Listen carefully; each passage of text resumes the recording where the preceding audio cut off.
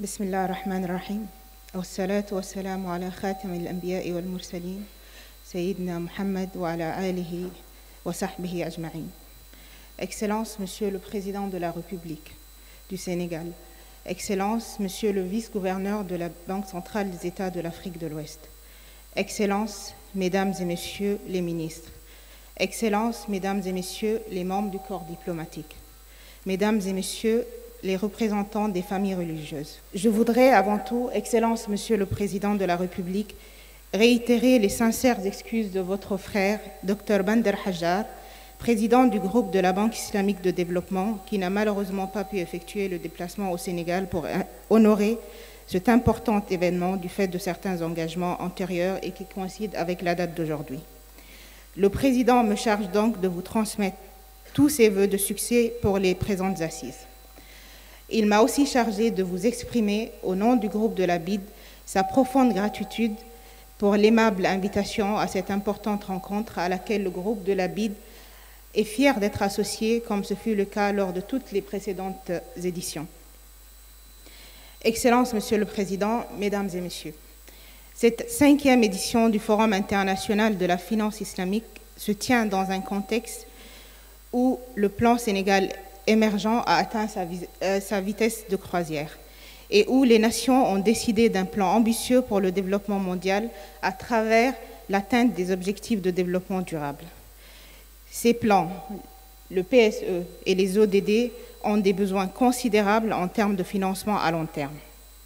En effet, selon les estimations des Nations Unies, les besoins d'investissement nécessaires à la réalisation des ODD enregistre un déficit annuel de 2500 milliards de dollars américains. Outre le volume astronomique des fonds requis pour financer le développement durable, le problème principal réside dans la nécessité de disposer de ces fonds dans le long terme. Or, il est intéressant de noter que selon les estimations de la Banque mondiale, il n'y a pas de pénurie de fonds en réalité. C'est juste que plus de 10 000 milliards de dollars américains sont investis en obligations à des taux d'intérêt négatifs, de même que 24 400 milliards de dollars américains sont investis dans des titres d'État à faible rendement. Et enfin, 8 000 milliards de dollars américains en espèces attendent d'être investis.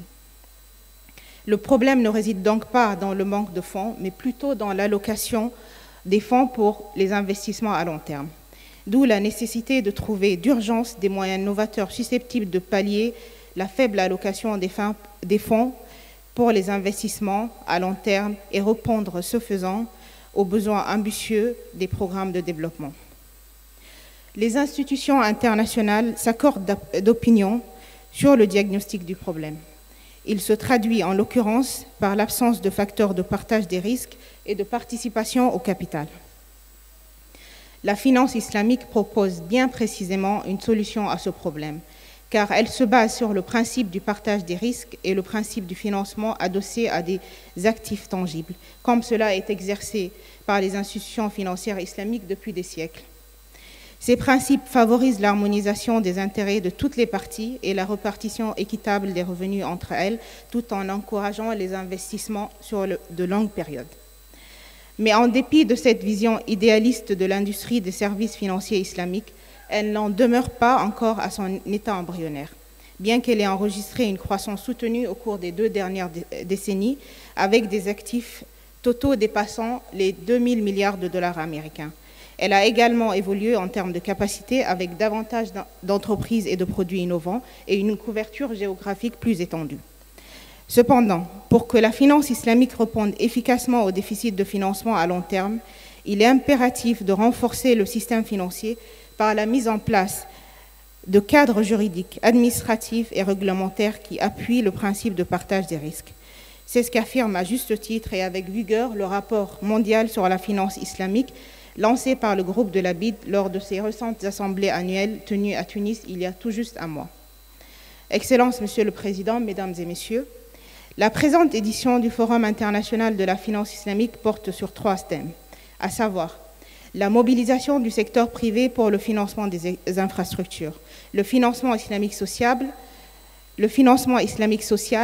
ainsi que l'implication des nouvelles technologies dans le soutien au développement de la finance islamique. Des thèmes très bien choisis.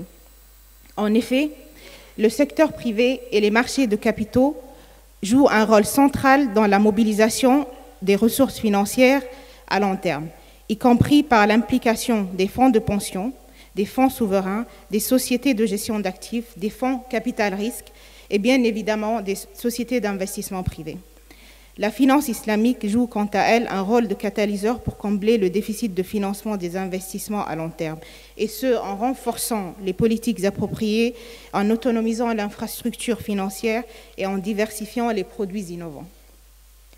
Nous avons vu comment un montage financier innovant, combinant des instruments de la finance conventionnelle et ceux de la finance islamique, ont permis le financement d'une infrastructure phare dans la région, comme le nouvel aéroport international Blaise Diagne, et nous osons espérer que d'autres projets d'infrastructures importantes, ici à Diamniadio et au Lac Rose, pourront s'inspirer de ce modèle. Excellences, Monsieur le Président, Mesdames et Messieurs, bien qu'elle pratique la finance islamique depuis 44 ans, la Banque islamique de développement s'applique à promouvoir le développement social et économique à travers ses opérations. Concernant donc le financement islamique social, la finance islamique comporte en elle-même des outils comme la zakat et le waqf qui permettent de répondre parfaitement aux besoins de financement des secteurs sociaux. Et à ce propos, permettez-moi de louer encore une fois la qualité de la coopération entre le groupe de la Banque islamique de développement et le Sénégal cette coopération a permis d'accomplir beaucoup de réalisations ces dernières années et plus particulièrement dans le domaine du développement des awqaf. Ces efforts ont, par exemple, abouti sur le vote de la loi sur le waqf en 2004 à l'unanimité de l'Assemblée nationale, à la mise en place d'une haute autorité du waqf et au projet de waqf pour la modernisation des daras.